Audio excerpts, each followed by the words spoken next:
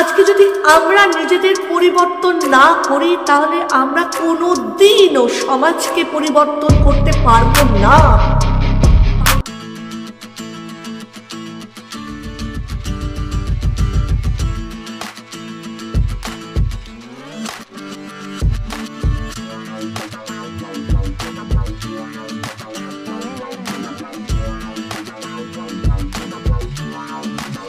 নমস্কার আমার প্রিয় দর্শক বন্ধুরা, পুজো তো এসে গেল। দুর্গাপুজো আমাদের বাঙালিদের দুর্গাপুজো, আর আমাদের সারা ভারতবর্ষ জুড়ে নবরাত্রি, তারপরে আসবে শুভ দীপাবলি। আমরা সবাই সমস্ত জনগণ মেতে উঠব পুজোর আনন্দে। তো এখানে একটা ছোট্ট প্রশ্ন আছে মনে। আজকের প্রশ্নটা আমি সেই সকল মানুষদের করব যারা ভাবে মেয়েরা পিছিয়ে রয়েছে, মানে যারা সামনে দেখায় তারা ভীষণ মেয়েদের সম্মান করে, মেয়েদের আগে এগিয়ে যেতে সাহায্য করে, কিন্তু আদতেও তারা সেটা করে না। অথচ তারা মা দুর্গার পুজো করে, তারা মা কালীর পুজো করে, তারা মাতা শেরাওয়ালির পুজো করে। কিন্তু যখন সম্মানের ব্যাপার আসে, মেয়েদের সম্মান করার ব্যাপার আসে, তখন কিন্তু তারাই সবার প্রথম বলে, তুমি মেয়ে, তুমি সরে যাও, তুমি মেয়ে, তুমি এটা কেন করছো, তোমাকে এটা মানায় না, যাও নিজের কাজ করো গিয়ে, এটা করবে না, এটা মেয়েরা করে না, না তুমি এটা করতে পারবে না, কেন করছো এটা, এটা করা উচিত নয়। তারাই কিন্তু বলে। তারা হয়তো সেই যোগ্য সম্মানটুকুও দেয় না তাদেরই চেনা পরিচিতির মধ্যে যে সকল নারীরা রয়েছে তাদের। অথচ তারা কিন্তু মহা আনন্দে আনন্দিত হবে এই সমস্ত পূজা পার্বণগুলোতে। কেন? আমি তোমাদেরকে জিজ্ঞেস করছি, এরকমটা কেন? একটা দিক এরকম, একটা দিক আর এক রকম, কেন? সমাজকে দেখানোর জন্য এই মুখ, আর বাড়িতে দেখানোর জন্য আরেকটি মুখ। কেন? কেন মেয়েরা পারবে না? কেন? কি জন্য পারবে না?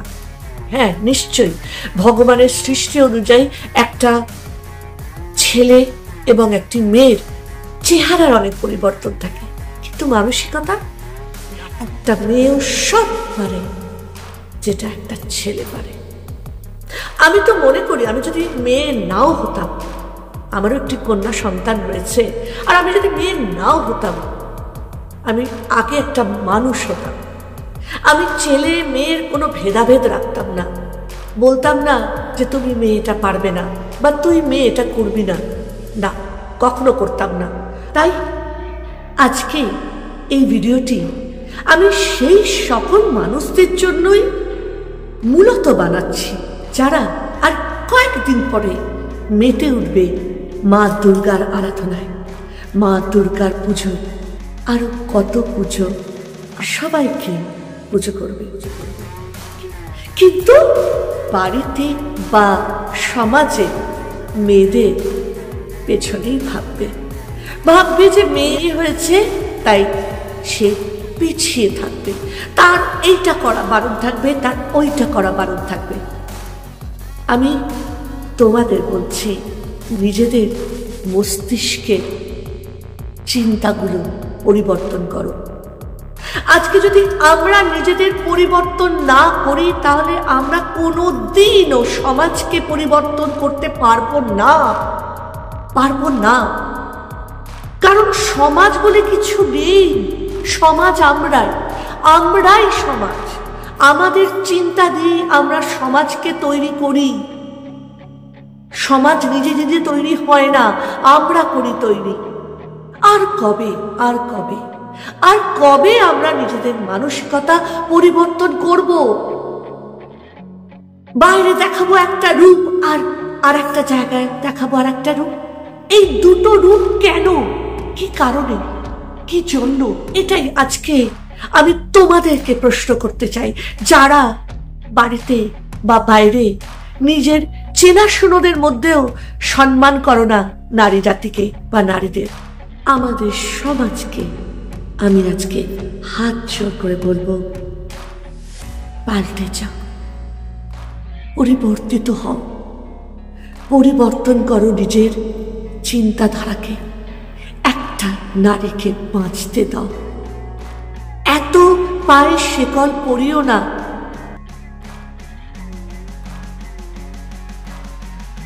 যে পৃথিবীতে প্রাণের সৃষ্টি করছে তার প্রাণটাকে প্রাণ খুলে বাঁচতে দাও।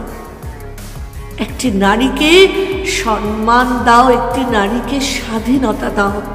তবেই না আমরা প্রকৃত ভাবে দেবীর আরাধনার যোগ্য হব। আশা করছি আমি তোমাদের, হ্যাঁ তোমাদের, যারা কদিন বাদেই দেবীর আরাধনায় মত্ত হয়ে যাবে, মা দুর্গার আরাধনায়, মাতা শেরাওয়ালির আরাধনায়, কিন্তু বাড়িতে গিয়ে সম্মান করবে না বাড়ির নারীকে, চেনা পরিচিত নারীদের। তোমাদের বলছি, নারী জাতিকে সম্মান করতে শেখো।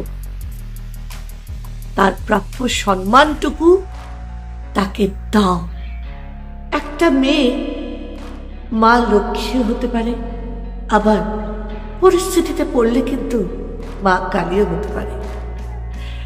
একটি নারী নানান রূপে আগলে রাখতে পারে আমাদের এই পৃথিবীটিকে, তার সংসারটিকে। এবং একটি নারীর কাছে তার সংসারই তার পৃথিবী। নারী নিজে চাকরিও করে, সন্তানও মানুষ করে, পরিবারকেও সামলায়, সবার খেয়ালও রাখে। তাই কখনোই একটি মেয়ে কিন্তু ছোট নয় কারোর থেকে, বা পুরুষদের থেকে পিছিয়ে নয়। তাই সেই নারীকে সম্মান করতে শেখো।